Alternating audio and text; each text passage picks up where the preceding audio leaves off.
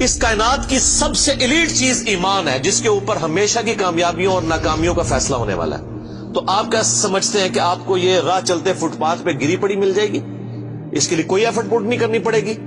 اور دنیا میں جس چیز کی منفعت چند سالوں کے لیے ہو، وہ بھی اتنی ایفرٹ پٹ کرنے کے بعد ملتی ہے، اور جس سے ہمیشہ کی کامیابیاں آپ کا مقدر ہونے والی ہیں، آج سمجھتے ہیں کہ وہ آپ کو چنگیزی لگ جائے گی، مفت میں مل جائے گی؟ نہیں، ناٹ ایٹ آل۔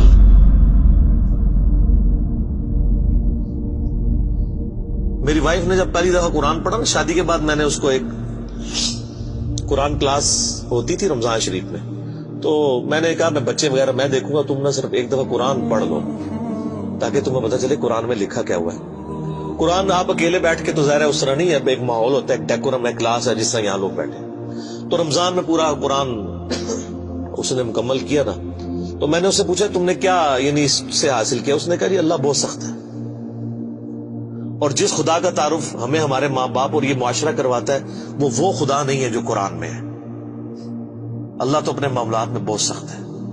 یہ کتاب انذار ہے، تبشیر اور بشارت ان کے لیے جو بات مانتے ہیں، جو نہیں مانتے ہیں ان کے لیے عذاب کا کوڑا ہے یہ کتاب، کیونکہ اللہ ہے نا، یہ کائنات اس نے اس لیے بنائی ہے کہ آپ جانوروں کی طرح کھائیں پیئیں، اولاد پیدا کریں اور مر جائیں۔ انسان کو اس نے اپنے لیے پیدا کیا ہے، پوری کائنات انسان کے لیے اور انسان کو اپنے لیے۔ وما خلقت الجن والانس الا لیعبدون۔ اچھا یہ جو بات ہے نا ختم اللہ علی قلوبہم وعلی سمعہم وعلی ابصارہم، مور لگا دی ان کے دلوں پر، کانوں پر، آنکھوں پر پردہ ڈال دیا، اب عذاب ہی ان کو آئے گا۔ یہ آپ نے اگر بات سمجھنی ہے نا تو آپ پارہ نمبر 7 کے آخری صفحے پہ آ جائیں، سورۃ الانعام میں آیت نمبر ہے 110، 7ویں پارے کی آخری آیت، آپ کے یہ بلو والے قرآن میں 142 نمبر پیج کی آخری آیت 110 نمبر، وَنُقَلِّبُ أَفْئِدَتَهُمْ وَأَبْصَارُهُمْ، ہم پھیر دیتے ہیں ان کے دلوں کو اور ان کی آنکھوں کو، عقل اور ان کی آنکھوں کو، کہ وہ حق بات قبول نہ کریں۔ حق سے اللہ فرماتا ہے کہ میں ان کو حق سے اندھا کر دیتا ہوں۔ کما لم یؤمنوا به اول مرہ، جس طرح کہ انہوں نے بھی تو پہلی دفعہ جب ان کے اوپر حق کھلا تھا انہوں نے ایمان لانے سے روح گردانی کی تھی نا، اب یہ چاہیں گے بھی نہ تو میں ان کو اسلام کی طرف نہیں آنے دوں۔ وَنَذَرُهُمْ فِي طُغْيَانِهِمْ يَعْمَهُونَ، اور میں ان کو چھوڑ دوں گا اپنی سرکشی میں بھٹکتے پھرے۔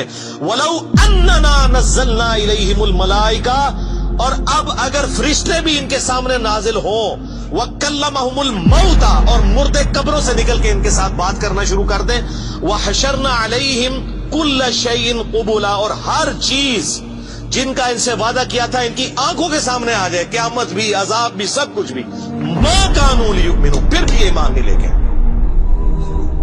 یہ ہے سر کتابوں کا خدا، یہ نانی اماں دادی اماں اور ماما نہیں ہے، یہ اللہ ہے۔ کتنی سختی ہے کہ فرشتے بھی، اب مجھے بتائیں کسی سے مردہ نکل کے قبر سے کہے کہ میری تو پھینٹی لگ گئی ہے، آپ کو تو پوری زندگی نیند نہیں آنی ہے، لیکن اللہ فرما رہا ہے پھر بھی ایمان نہیں لے کے آئیں گے، کر لو جو کر، یہ اللہ کہہ رہا ہے۔ الا ان یشاء اللہ، ہاں اگر اللہ ہی چاہے زبردستی کسی کو اس طریقے سے ہدایت دے تو وہ الگ بات ہے۔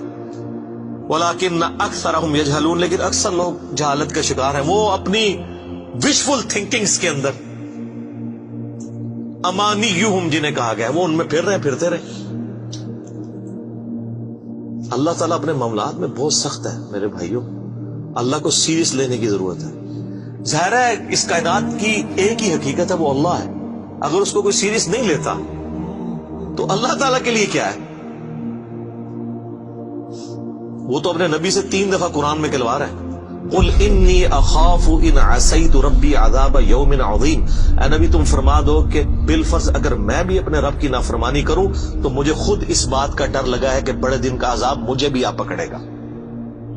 جی سورۃ الانعام، سورہ یونس، سورہ الزمر، 3 سورتوں میں یہ ایک آیت 3 دفعہ آئی ہے۔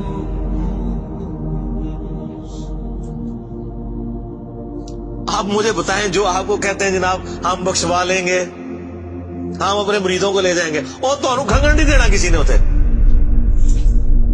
تو یہ اس لیے کہ نہ انہوں نے خود قرآن پڑھا ہوا ہے اور نہ آپ کو پڑھنے دیں گے ورنہ آپ کا دماغ کھل جائے.